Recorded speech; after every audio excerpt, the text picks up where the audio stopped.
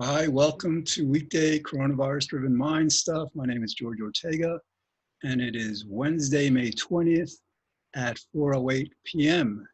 This is episode number 29, and I hope you enjoyed yesterday's episode. It was the first time interviewing someone. As you could tell, I don't do that all that well, haven't had that much experience with it, but it was fun. Um, Today, I'm not going to focus, I don't think, too much on politics because there's stuff going on in my life, that I want to talk about. But essentially, to basically we're opening up the economies now. It's a matter of time. Really, we can't really say what the next 6 months, year, 2 years is going to be like until we see what this opening up looks like.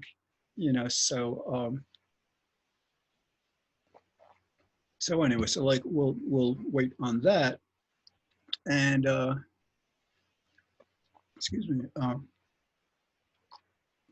So yeah, in my life, I mean, I thought I had found a woman on Zoom, who I was like, this woman, like we talked one night for 12 hours, another night for 16 hours. That was like a major first for me. My God, before that was maybe like 3, 4 hours. I don't know, nothing near. But anyway, it seems like that's not an accurate barometer of how how faded a relationship is because it's not. This was not either in her nor my power or control, um, and uh, and so it seems now that it's not fated to be, which is unfortunate because like I really felt I connected with this woman really well, but let's see. So, but good stuff has been happening, and that was good. That was like you get really close to someone, and you realize it's not meant to be, and you try to not become angry at the person or not become angry at oneself because I think in relationships everybody makes mistakes, of course, and but yeah, the best thing to do is just to accept it, to take a Buddhist approach, like reality doesn't have to be the way we want it to be for us to just feel happy and enjoy life. So, all right, what has been going well, better, I guess, is I've been playing a lot of bass guitar, and that's great. I'm straightening out my apartment now. It's funny because like I thought this woman was going to be moving in at least for a while, weekends or something, to get away from the city. She lives in Manhattan, so I bought a dresser that's going to come tomorrow. I guess scheduled to be delivered tomorrow. And so it's funny because I've had some. I've got like I sleep on this. It's a plywood, 3/4 inch plywood, about 8 feet, you know, long because it's like 8 by 4. And so like my mattress, it's a futon mattress, takes up maybe about 6 feet of that, and there's 2 feet hanging off the feet of it. That is where I kind of like sit down if I want to like play my bass, not standing up. But it's also a place where like I put my pants and sweatshirts and things that I just you know dress in and out of just like a lot, whatever. So anyway, so I have a feeling, with this, I thought this, I mean, I may be wrong, whatever. We're always guessing about the future, but I thought this dresser was fated to allow this woman to move in and spend time here. May have been fated for me to kind of like finally put that stuff in drawers so it's out and I have a nice, nice area to sit down on when I play that practice my bass. Yeah. So, all right, what else is going on? I eat whole foods, so I just like cooked up a lot of brown rice, which I don't eat that much of because it's not as nutritious, doesn't have as much protein as other grains. But then I also cooked up a whole pot of steel cut oats, which are more nutritious. And those are like cooling. And what I do is I freeze them, I portion and freeze them, so that way I really only cook maybe once every 2 or 3 weeks because my freezer is just filled with the grains, amaranth, millet, oats, barley, and and the beans, red bean, kidney beans, black beans, chickpeas. So it works out. And then like, I even like, because I love soups. I mean, my recipe for soup is great. I stir fry Asian vegetables at ShopRite with some nutritional yeast. Usually, I mixed it up. I was getting flaxseed before, but this time I got some other kind of seed. I forget what it is. But anyway, with that and then some olive oil and a little tomato paste. And so I freeze the tomato paste also. I drop a little tomato paste in there. And recently I've been putting in sunflower seeds, because I eat a lot of nuts, peanuts, sunflower seeds, pumpkin seeds. I got to get some more actually. I'm going to have to I'm going to have to wake up really early some morning, walk it's got to be about a couple of miles to Trader Joe's because I prefer to walk than take the bus. Maybe that's not so smart actually, because the bus isn't all that, there's only a few people in it, and I don't know. But yeah, no, I think I prefer to walk if I can. And anyway, I got to get some peanuts and stuff, either that or order them online through Amazon. This isn't going to be the most interesting show I'm beginning to see. Looking forward to Rabbi Bronstein's Parsha talk tonight. I basically was hosting my party room every night at 9, and it got a bit too much, I guess, after a while. I've been doing this for like over a month. And so when I cut back, I'm having like the party on Tuesdays, Thursdays, and Saturdays. Then on Monday nights, COVID-19, religion and spirituality. That's Monday and Friday. And then like Wednesday, I have the rabbis talk. It's good because I'm on Zoom, but I'm not hosting, because hosting is sometimes some work. And then on Sunday, I take off. But, during these times that I take off, if I feel like I'm in the mood, I will like log on to Meetup and look for, see who's holding an interesting group. Because, I really enjoy, for the most part, I've been like attending my own group. And yeah. So what else?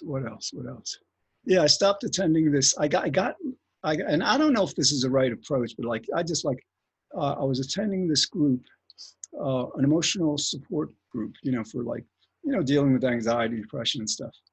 And like, so I was like, I've been in this group for like almost 2 months and we've gotten really close. But like, there was this guy came in there a couple of days ago, and a person had asked me a question about CBD, which I take occasionally. It's legal in all 50 states because it does help to calm, and it's safe. It doesn't have any psychoactive effect. It doesn't get you high, but it just relaxes you. Anyway, so like I was in the process of explaining to this guy, he asked a question during this group, what form he should take. And I recommended against vaping. Vaping is ordinarily safe, but in these COVID-19 times, I would suggest tincture, basically sublingual, sorry. You just like a little dropper and you let it dissolve, whatever. So anyway, I was in the process of explaining. So some jerk, this guy lives in Flushing, I don't know what the problem is, but anyway, he kind of like starts making objections, it's illegal and stuff. And the leader, so the guy was who he was, whatever, but the leader kind of like disappointed me because she went along with this guy. She said, no, we shouldn't talk about it, which was like uncharacteristic of her. Anyway, then the next thing is I suggested, I asked her if this guy and I could go into a breakout room and I could just like impart this information in person because I thought it was important. And anyway, the guy goes, and the guy's been in the group maybe twice. He says, oh, we don't do that in here. At that point, I went into him, what are you talking about? I've been in here a month and a half. You just got in here. And so she takes his side on that because I raised my voice, but it was proper. I wasn't like angry, but I was direct. And so she takes his side. So like what I did is I left the group. I literally, just at first, well, I stayed in the group, then I got a phone call, which, was an important phone call, so I had to take it. But then I thought about it later, and I said, no, I'm not going to like stay in a group where the leader who controls the atmosphere in the group is going to be so I don't know what the word is, but it's so irrational, irrational, and it's like, yeah, whatever. So anyway, so I did that, and then, so like I try to believe that things happen for the best. My understanding, which I share with Einstein and Newton and Darwin and Freud, these top giants of science. I try, name somebody else in their class, and so basically we all understand that nobody has a free will. So I'm not blaming this guy, from Flushing, and I'm not blaming the woman who runs the group. I'm not blaming myself. Things unfold as they do, but the good important thing to keep in mind is one's perspective. In other words, like things are fated. Now, one can believe either that they're fated to sometimes go really bad and really good, or one can be fated to believe that things happen for the best. And that's that's the perspective I prefer. Now, you could argue this, very convincingly. I mean, you could say, how is it for the best that, and there's just name the tragedy, like COVID-19 or World War II, slavery. I mean, like there's horrible, horrible things that happen in this world, factory farming. And so it's not a categorical statement about that. Yes, there's a lot of horrible things that happen. I pretty much devoted my adult life to ending global poverty and helping people become happier and, addressing climate change, and now like ending factory farming. So I get that. And we have to, it's not like, well, things are going to happen for the best, so we can just sit back and wait for them to happen. No. But things happen. And it's not just, I don't think, some people say things happen for a reason. Yes, I get that too. But I think the reason is to create a better world. In other words, like I've said this before, after the Great Depression, we had the New Deal, which gave us Social Security, insured our deposits in banks, regulated the banking system until Reagan deregulated. Now we're in the mess we're in now, and did a lot of good, across the board. Now with this COVID-19, so like, how's this for the best? Well, the rich have been in power, been ignoring climate change, and ignoring the poor. The income inequality is like, at the same level it was before the Great Depression. And these people don't care. They're corrupted by greed and selfishness, indifference, callousness. They've just become very evil people. Like Trump is a perfect example of that. Power and money corrupt, and these people are corrupt. So we've been trying to fight these people for decades. And the joke I came up with is like, and I'm not a comedian usually, so like the joke is like, we Democrats have been trying to like destroy the Republican Party for decades. Now this tiny little virus comes along and destroys it in a matter of weeks. Now I realize you guys don't, it may be too early to pronounce that victory, but that's what I think is going to happen. I think that like people are going to need jobs. Trump is not going to provide them. People are going to vote against Republicans because the Democrats will provide jobs, and the Republican Party has to go back to the drawing board, come back with something completely different that doesn't include Trump or his manner of politics, and then we can create a better world. So that's my perspective. Okay, so anyway, I've got like, it's like 4:21. I've got like 14 minutes left in this episode, and the Rabbi's Parsha talk doesn't start until 8. So I'm going to, well, I guess what I will do, because the grains take a while to cool, because I don't like to, it's not good to put them either in plastic or in the freezer before they're cool. So I think after this, I got to wait till this processes. It takes about like 10 minutes after it's done. I'll play a little bass after this, while I'm waiting, get dressed, because I've got this shirt on, but I got like these cool, like indoor. They're not pajamas because they don't have a fly, but they're kind of like cool pajama-like flannel. And I got them in the Galleria for like $8. I'm gonna go back to, as soon as they open up those stores. I'm going to get a couple more different, like, because I really like them. They're, I don't know, I'll show you the leg. See, they're plaid, green and blue plaid. Anyway, so you like my see, I'm going back to the 60s. I decided to wear an ornament. And like my rationale is like, well, the high priests in Judaism, throughout Judaism, like the temple periods, they wore ornaments. So I consider myself like a high priest. I mean, like most people don't know me, say, what's he talking about? But anyways, like, and the other thing is like, I'm going back to the 60s. And here's my rationale for that. There have been 4 great periods of great social progress in the United States. The Revolution, the Civil War, the 60s under LBJ, and the Great Depression. Sorry, I skipped the Great Depression. The New Deal. All right, so like, now what's interesting about these 4 major periods of social progress in the United States is that 3 out of 4 of them took place when guys were wearing long hair. Okay, the Revolution, everybody's in long hair. Civil War, everybody's in long hair. I mean, don't believe me. Look at paintings of Ulysses Grant and all these guys. These guys were long hairs. And the 60s was like about long hair. And we had amazing music. So the only period of great growth, social growth in the United States that didn't have long hair was the Great Depression. I don't know what their problem is. So anyway, but anyway, 3 out of 4.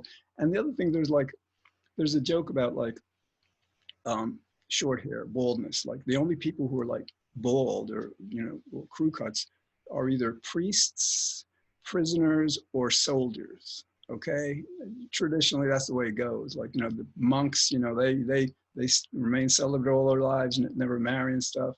Live secluded lives, basically apart from everyone. They're not really part of society so much.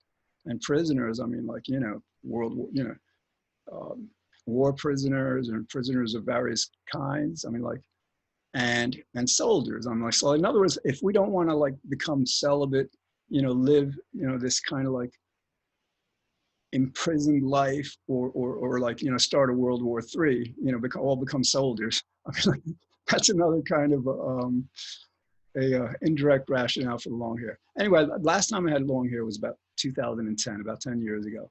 And it's fun, and actually there's an experiment. And this was done maybe recently, I don't know, I'm not exactly sure when it was done, but what they did was they went into a nursing home. And, they had a control group where things stay the same. And then one part of the experiment, they basically decorated these nursing home residents' rooms in the style of the 60s when they grew up, or maybe for them it was the 50s, I don't know. But basically they made it look like it was in that style. And they provided them, apparently, I don't know how they did this, they provided them clothes of that era. And they were encouraged to just live their lives and just talk about that era, as if they were back there again, So anyway, so like what happened was that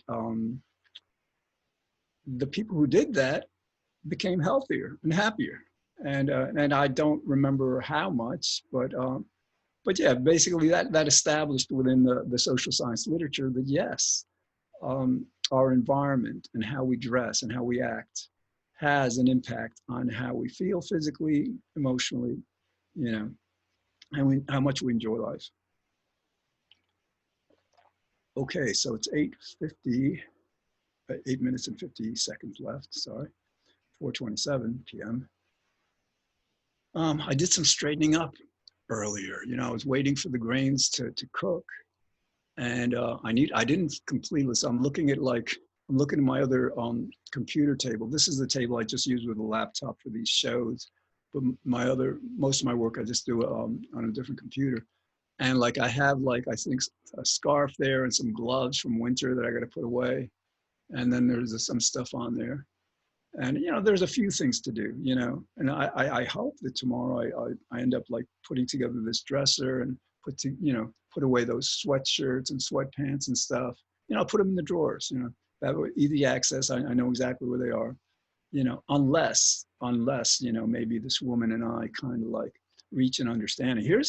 Let me go back to this, because like we had a misunderstanding, a disagreement, right? Now, here's the point is that like, she didn't allow me to present my case. In other words, like, and just to preface, these 16 hours that we were talking, the 12 hours, I was talking maybe 10, 15% of the time. And she was talking, and like, she's so delightful, so entertaining, so intelligent, so good in so many ways. I was completely fine with that. But in circumstances where there's a difference of opinion, and you know, she's not allowing me to express myself. She every time I would, um, is that allowed? Um, God, because I think may have messed up. Hold on, I'm gonna have to edit that section out, I think, or bleep it or something. I think I can edit it out. It shouldn't be a problem. But anyway, it's at the 23-minute mark. I better, because like, you know, you don't want to put 23 minutes. And so it was just like, I've got a program that I could edit it with, and it shouldn't be a big deal. So about 23, all right. So anyway, so so like, I mean, here's what I proposed to her. There was a friend of mine who, I mean, it was all the time. This guy was interrupt. I mean, like, if you saw my series of 216 episodes, he was on at least 150 of them. You know, the Exploring Illusion of Free Will, that sign up there, that was our sign for the show. This guy was like chronic interrupter, but he had very positive qualities also. So we were good friends. But what I suggested to him is like, dude, you know, I got tired of it. Listen, you know, this is unfair. This is wrong. If you want to converse with me, we're going to do a system. Like, you talk 5 minutes, I talk 5 minutes. You talk 5 minutes, and we did it. We timed it, and sometimes it was 4 if we, you know, we didn't want it full time. Sometimes it was 3, whatever. We varied, but it worked out really, really well. We were talking that way back and forth for hours. I'm not exaggerating. So, because he lives in Manhattan, he belongs to Westchester Country Club, so he'd come into Westchester on weekends, and you know, after the club, he'd hang out for a few hours, whatever. We'd just like talk and stuff. And so anyway, that worked really well. So I'm thinking with this woman, I just proposed that to her. I said, listen, you know, you reach your conclusions, you know, about what you think I think and feel, you know, based on what, you know, on what you're saying, and you're not allowing me to state my case. So, you know, and I had described this technique to her in a different context about, you know, what I just described to you. And so I said, listen, no, we have to do this thing, you know, otherwise we can't talk, because I'm not gonna, like, you know, just let her, and her manner of talking was just like, yes, it's all your fault. No, I'm sorry, that's not gonna happen. So anyway, and of course, like the challenge to that is like, yeah, I really like this woman. I like myself too, though. I'm not gonna, like, you know, first of all, I value happiness. I value goodness. It's neither, I value wisdom. It's neither wise nor good, nor does it feel good to not feel good after, you know, in other words, it's good to get over these things. To not blame her, because again, as much as I disagree with, you know, her approach, and as much as I feel that I may have, like, you know, yeah, that I'm definitely, you know, there's part of it that was my quote unquote fault, but I blame neither of us, because I don't believe that either of us has a free will. I mean, like, again, Einstein, Darwin, Freud, Newton. Don't ignore this stuff, because when you ignore this stuff, you end up with a Trump world. You know, they don't respect science, and you get COVID-19, and God knows what's going to happen with climate change. So anyway, 3 minutes and 34 seconds. So this is cool. And sometimes it's like, now this is like, I'm going to talk about perspective now. So I'm thinking to myself, oh, I messed up at the 23-minute mark. I've got to, like, you know, cut that word out. I'm not going to bleep it, because I'm going to just cut it out. It's just like a second, whatever. And that's going to take a little time for the, you know, video to render. You know, it's just basically rendering a new version without that little section. And you know, So like sometimes it's good to give things a positive spin. So like the thought came to me, oh, that'll give me more time to jam on the bass. Absolutely. And then yes, then later I'm going to go out. I'm going to go out because it's a beautiful day. And but I like to go out, in the late afternoon, early evening. That's just the most pleasant time. And morning's really nice. I say this before, whatever. But so what else? What else? What else? So yeah, I straightened up a bit. It looks nice. Um, what else? I've hung some pictures, up that I needed to hang up. There's one that I got to reposition. There's like, the picture part. It's like a thing of one of the books that I published. The free will, its refutation, societal implications, and role in climate change and whatever. So like kind of like I should have like taped it on better. But anyway, so I got to do that again. It's 2 minutes left. And what else? What else? What else? What else? Thinking of making some amaranth, but I'll leave that till tomorrow. I can it's going to take me about 2 hours to put together that dresser. And they say that it takes 2 people, but like the good thing about it, Amazon is that you read reviews. And so like this one woman said her husband put it together in 2 hours. So if her husband can do it, that's one person. I figure I can do it too. And if I can't, well, I'm screwed. What can I tell you? Now that's allowed, I think. Which is interesting because like, no, I was going to share something of a personal nature. Basically, I've been living a very celibate life. That's not terrible. I feel kind of good about that actually. I mean, for a long time, which is it's nice.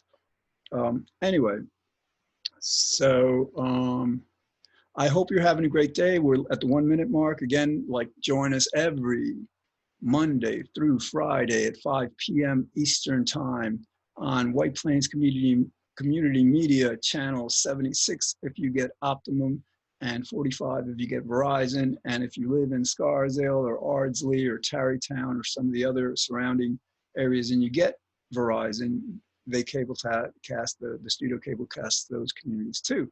And you can find these videos also on the White Plains Community Media website.